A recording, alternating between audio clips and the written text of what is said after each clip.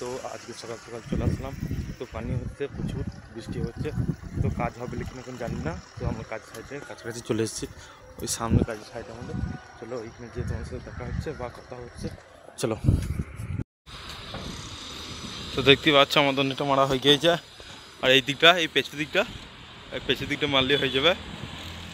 সামনেটা তিন দিকে সব হয়ে গেছে কমপ্লিট। আমি সাইড মারবো, তারপরে এই দিকটা মারবে সব। তো দেখো সম্পূর্ণ ভিডিওটা, চলো এখন।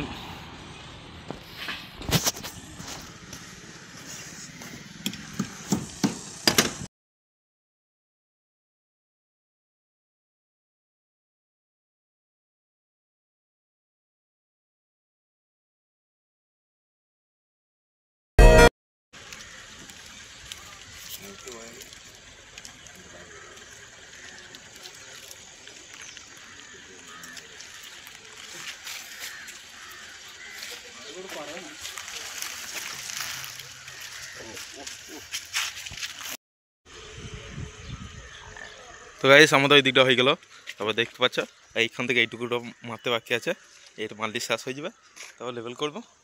চলো দেখি কতদূর কি হয়। এই এখনো সিট আনতে হবে, অনেক সিট আনতে হবে, সিটটা আছে সেটা মারতে হবে। চলো